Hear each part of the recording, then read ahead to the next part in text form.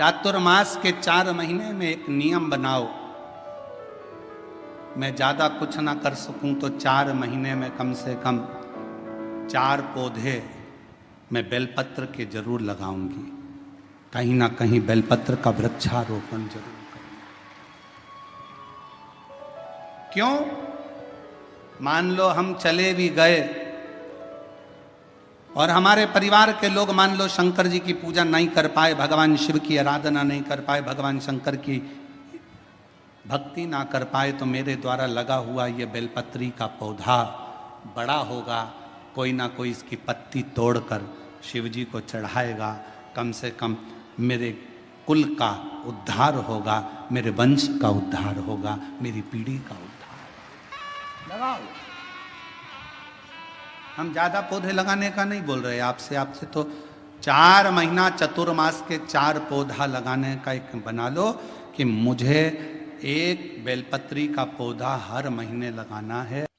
सोमवार के दिन तू मेरे मंदिर के दरवाजे पर चौखट पर बैठ जाना, और दूसरा प्रतिदिन शाम के समय पर तू बेलपत्री के पेड़ के नीचे बैठ जाना। जो तेरी बेल वृक्ष के नीचे सेवा करने आए, जो शंकर जी के मंदिर में सोमवार को जल चढ़ाने आए, उसका जो पात्र जल चढ़ाकर जब वो घर लेकर जाए, उसके पीछे पीछे पात्र के पीछे पीछे तू जाना और उसके घर में लक्ष्मी का भंडार भरकर आए।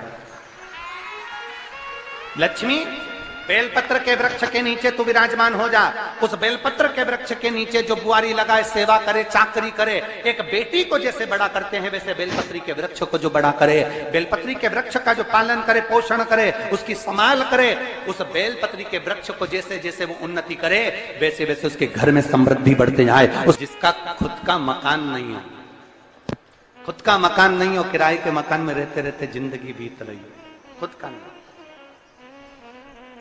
और बहुत दुख का जीवन चल रहा हो, बहुत कष्ट का जीवन, बहुत अपना खुद का कोई मकान नहीं, मान लो प्लाट है पर मकान बन नहीं रहा, या कोई प्रॉपर्टी अपनी नहीं बन रही, तो हम इस व्यासपीठ से कहना चाहेंगे कि एक प्रयोग अवश्य करिएगा, एक प्रयोग अवश्य। अपने आसपास के 5-6 बेलपत्र के वृक्ष देख लीजिए। अपने आसपास के नजदीक के 5-6 बेलपत्र के बड़े बड़े वृक्ष देख लो या छोटे वृक्ष देख लो। उन 5-6 वृक्ष को धीरे धीरे उनकी सेवा करना प्रारंभ करो, उन वृक्षों को बड़ा करना प्रारंभ करो, उन वृक्ष के नीचे सफाई करना प्रारंभ करो, उन वृक्ष को जल देना प्रारंभ करो, उन वृक्ष को आप खाद देना प्रारंभ करो, उन वृक्ष की सेवा संभाल करना प्रारंभ कर दो, उस वृक्ष के नीचे बुआरी काटना प्रारंभ कर दो, झाड़ू लगाना प्रारंभ कर दो, उस वृक्ष के नीचे सफाई करना प्रारंभ कर दो। उस बेलपत्री के 5-6-7 वृक्ष को आप गोद ले लो। गोद लेना मतलब मैं इसकी सेवा करूंगा, मैं इसमें जल दूंगा, मैं इसके खाद दूंगा, मैं इसकी सेवा करूंगा, कुछ मत करो, बस केवल इस शरीर से उस बेलपत्र के वृक्ष की सेवा करना रोज प्रारंभ कर दो। 6 महीना इंतजार करना और 6 महीना लगातार सेवा करना। 7वां महीना आपका और हमारा, और बताना कि भोलेनाथ ने प्रॉपर्टी दिलाई कि नहीं दिलाई और आगे बढ़ा है।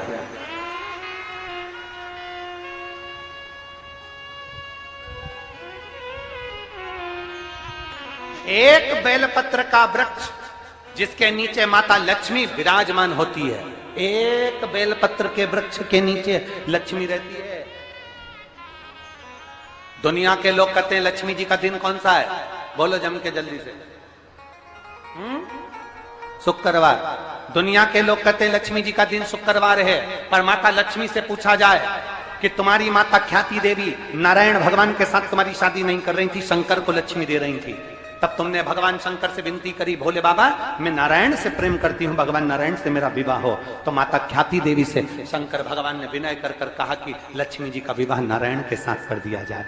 भगवान नारायण के साथ जब लक्ष्मी जी का विवाह हो गया, तब लक्ष्मी जी हाथ जोड़कर बोलती हैं, बाबा मेरा विवाह नारायण के साथ हो गया, पर मैं आपके चरणों की सेवा करना चाहती हूँ, बाबा आप कृपा करिए कि मैं क्या करूं आपके लिए। शंकर भगवान कहते हैं, लक्ष्मी बस 2 चीजें कर दे, एक सोमवार के दिन तू मेरे मंदिर के दरवाजे पर चौखट पर बैठ जाना, और दूसरा प्रतिदिन शाम के समय पर तो बेलपत्री के पेड़ के नीचे बैठ जाना।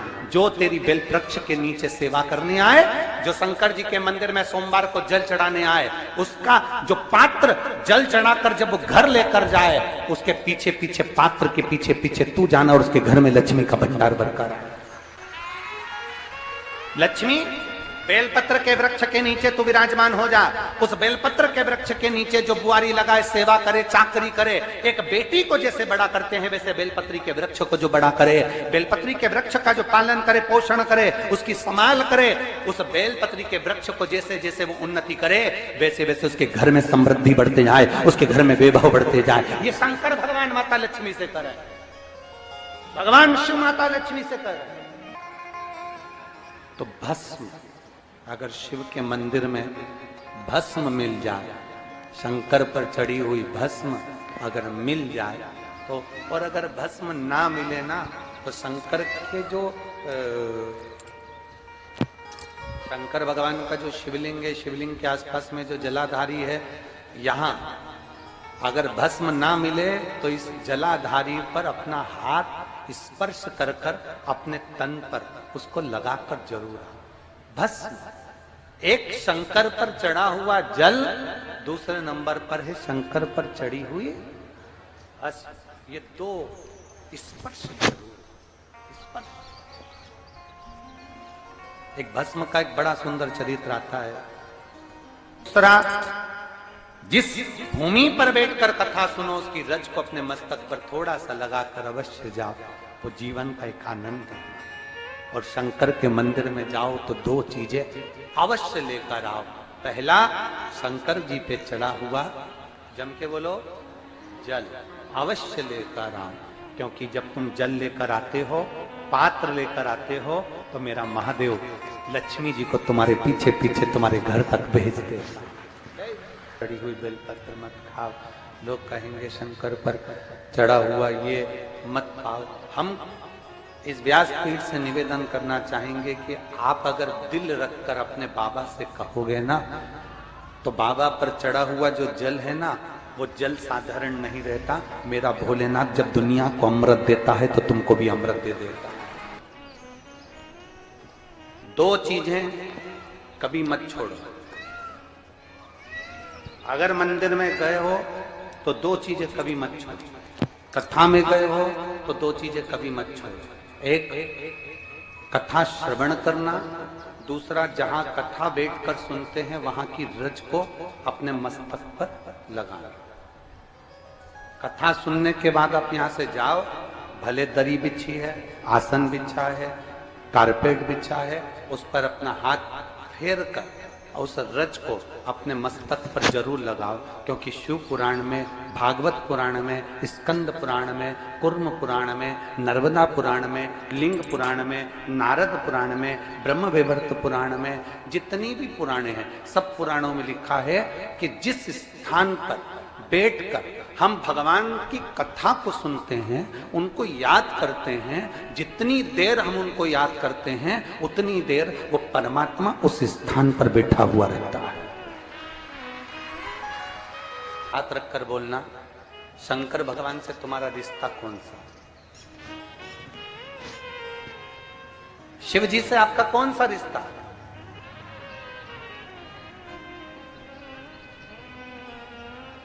शंकर भगवान को आप क्या मानते हो?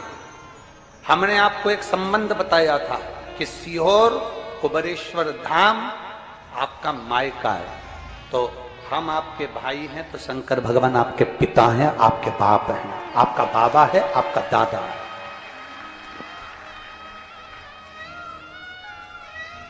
अब आपसे हम प्रश्न करें, उत्तर मेरी कुरुत की बहनें भी देंगी और मेरे जीजा उन भी देंगे और मेरी बेटियां और मेरे बेटे देंगे। आपसे प्रश्न करें, अगर बेटी को दुख होगा तो क्या वो अपने बाप से नहीं कहेगी? बोलो तो जम के। बेटी को तकलीफ है वो अपने बाप से ना कहेगी। बेटे को तकलीफ है तो वो अपने पिता से, अपनी मां से नहीं कहेगा, मम्मी मुझे ये तकलीफ है, पापा मुझे ये दुख है, मां मुझे ये तकलीफ है, पिताजी मुझे ये कष्ट है। क्या वो अपने माँ बाप से नहीं कहेंगे? क्या वो अपने माँ बाप से विनय नहीं करेंगे? और माँ पिता, फिर उसके करीब में, उसके नजदीक में जो भी होता है वो माँ बाप निकाल कर उसको दे देते हैं, माता पिता उसको दे देते हैं। माता लोग कहते हैं कि शंकर जी पे चढ़ा हुआ जल मत पियो, लोग कह देते हैं शंकर जी पे चढ़ी हुई बेलपत्र मत खाओ।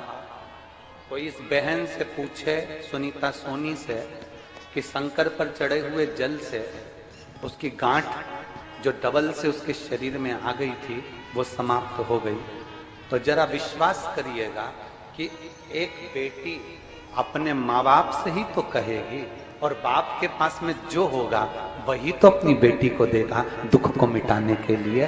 तो मेरे शंकर भगवान के पास तो उसका चढ़ा हुआ जल है। दूसरा, जिस भूमि पर बैठकर कथा सुनो उसकी रज को अपने मस्तक पर थोड़ा सा लगाकर अवश्य जाओ, वो जीवन का एक आनंद है। और शंकर के मंदिर में जाओ तो दो चीजें अवश्य लेकर आओ। पहला, शंकर जी पे चढ़ा हुआ, जम के बोलो, जल अवश्य लेकर आओ, क्योंकि जब तुम जल लेकर आते हो, पात्र लेकर आते हो, तो मेरा महादेव लक्ष्मी जी को तुम्हारे पीछे पीछे तुम्हारे घर तक भेज देगा। दो चीजें लेकर अवश्य आओ, और शिव पुराण में जाओ तो दो चीजें लेकर अवश्य जाओ। पहले नंबर पर शंकर की कथा और अपने अंदर विश्वास कि मेरे महादेव की मैंने कथा सुनी है, अब मैं भटकूंगी नहीं, सारी दुनिया में मैंने ठोकर खा ली, अब कहीं ठोकर नहीं खाऊंगी, अब तो दरवाजे पर महादेव के जाऊंगी, बाकी क्या। दूसरा, कथा में बैठी हूं बाबा के इस रज को, ये रज नहीं है, ये धूल नहीं है, ये मेरे बाबा के कैलाश 12 ज्योतिर्लिंग का चंदन है, इसको मस्तक चढ़ाऊंगे अपने हृदय से। लाते हो आप लोग? हाथ उठाओ जरा, रख लो, बहुत बढ़िया, प्रणाम आपको सभी को, नमन। 2 बूंद जल लेकर आओ, पगला नहीं पियो तो उस जल को अपने घर में छींट दो।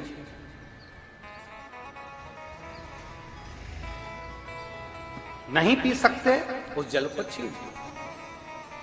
सारे घर के लोग नहीं पी रहे, उस जल को मटके में डाल दो, हंडे में डाल दो। 2 बूंद जल हंडे में डाला, सब पी गई। आपको अलग अलग किसी को देने की जरूरत नहीं पड़ी, किसी को नहीं। हंडे में डाल दो, मटके में डाल दो, सब उस पानी को पीना राम।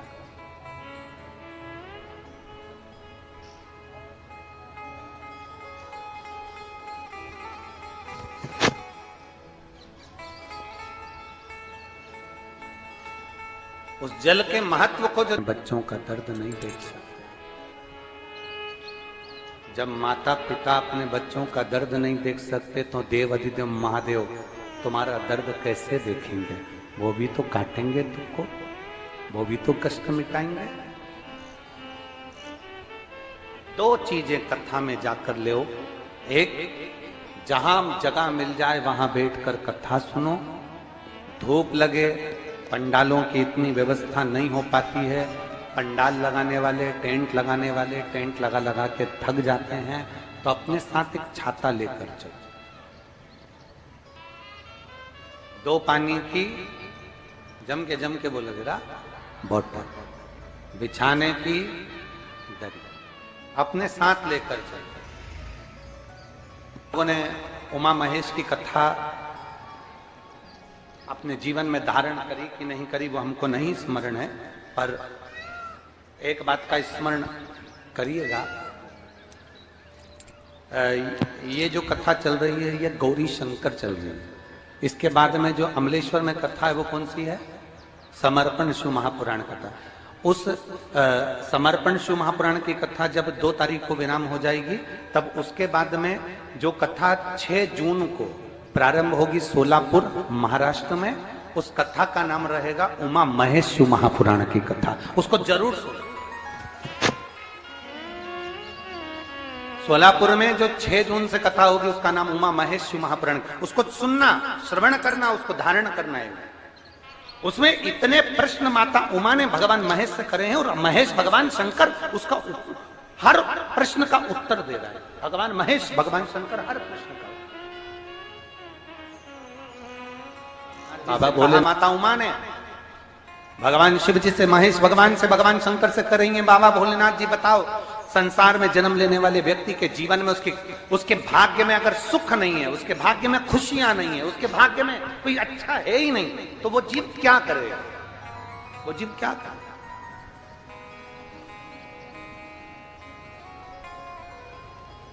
भगवान शंकर कह रहे हैं पार्वती,